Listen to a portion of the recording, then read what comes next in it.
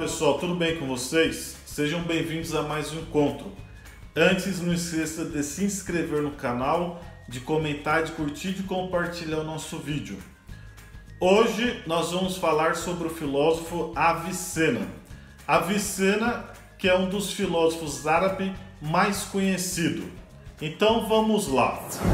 Primeiro, Avicena é a forma como ele fica conhecido no mundo ocidental. O seu nome, na verdade, é Ibn Sina, que é um nome árabe.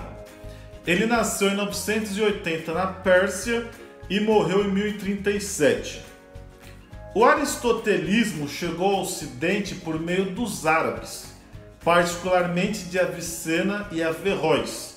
Averroes é outro filósofo árabe também bastante conhecido. Então, Aristóteles, ele é descoberto lá no final da Idade Média pelo Ocidente através da filosofia árabe, através dos filósofos árabes. Então, durante a Idade Média, Aristóteles, ele fica esquecido no Ocidente e só lá no final da Idade Média, com os árabes, que Aristóteles vai ser descoberto pelo Ocidente cristão. Então, o Avicena, ele é conhecido em várias áreas do conhecimento, principalmente na medicina. Porém, nós vamos falar da sua filosofia. Então, o Avicena, ele vai separar existência de essência. Primeiro, ele vai falar do ser necessário. Quem que é o ser necessário? Deus. Por que que Deus é um ser necessário? Porque ele precisa existir para que exista todos os outros seres. Se eu parto do princípio que nada surge do nada, logo tudo tem um porquê. Então é necessário que exista um ser primeiro, uma causa primeira, ou um ser necessário que é a origem de todos os outros seres. O Avicena vai dizer que esse ser necessário tem a essência igual. O que significa isso? A essência na filosofia é aquilo que faz com que uma coisa seja ela mesma. Então, qual que é a essência de Deus, né, desse ser necessário? Existir. A essência é existir. Por quê? Se ele é um ser necessário e ele precisa existir, então aquilo que faz com que ele seja ele mesmo, a sua essência, é ser. E os outros seres ele vai chamar de seres contingentes. O que é um ser contingente? Que pode existir como não existir. E ele vai falar que esses seres contingentes têm a essência diferente da existência. Por quê? Por exemplo, se eu pego essa garrafa, qual que é a essência dela? O que faz ela ser uma garrafa? A essência é garrafa, né? Ela tem a essência garrafa, a forma garrafa, que faz com que eu possa chamar de garrafa. Porém, eu posso pensar na essência garrafa, ou eu posso pensar na essência árvore, mas não precisa necessariamente existir.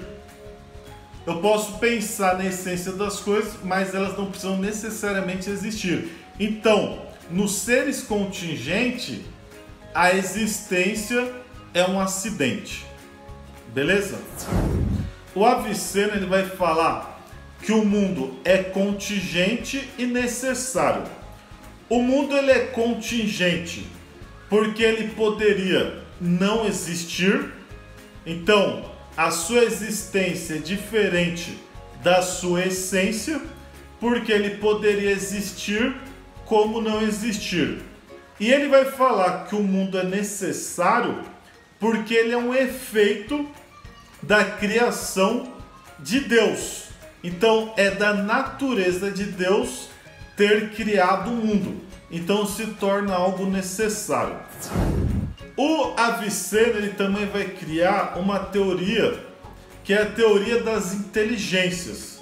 Isso é uma adaptação que ele faz do neoplatonismo, que vai ter lá na sua origem o Platão, com a religião muçulmana. Então diz: concebido aristotelicamente como pensamento do pensamento, Deus produz necessariamente a primeira inteligência e esta segunda, dando início a um processo descendente necessário e não livre, de índole claramente neoplatônica.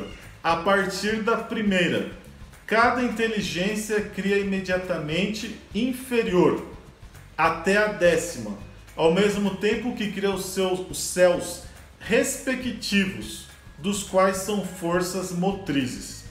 Então aqui tem algo próprio do mundo da religião muçulmana, que é algo diferente do pensamento cristão. Então diz: primeira inteligência e esta a segunda, dando início a um processo descendente necessário e não livre. Então, diferente do pensamento cristão, a criação do mundo foi algo necessário e não livre. Então, foi da natureza de Deus ter criado o mundo. E essa teoria das inteligências vai dizer o quê? Que foi criado a partir de Deus 10 inteligências em grau inferior. Então a primeira até a décima foi sendo criado de forma inferior. E essas inteligências seria a origem do mundo. De tudo aquilo que foi criado no mundo, foi criado a partir de cada inteligência, até a décima. E também o Avicenna ele vai fazer uma diferença entre inteligência passiva ou possível e inteligência em ato. Então, o que seria a inteligência possível? É quando ainda não existe o conhecimento. Então, existe uma inteligência possível, porque ela pode conhecer. E a inteligência em ato já seria quando o intelecto já conhece as coisas, né, os entes. Então seria uma inteligência em ato. E ele também vai falar em intelecto agente. O que seria esse intelecto agente? Empresa difícil reservada a poucos, apenas dos quais se pode falar de intelecto santo. Então, esse intelecto agente, ele é reservado a poucos. Por exemplo, ao profeta Maomé. Então, seria um estado aí de intelecto especial para poucos, né? Também chamado de intelecto santo. Em todas essas formas de contato com o intelecto agente único, permanece intactas a individualidade e a personalidade singular do homem. Beleza? Não esqueça de se inscrever, de comentar, de curtir e de compartilhar o nosso vídeo. Valeu e até a próxima!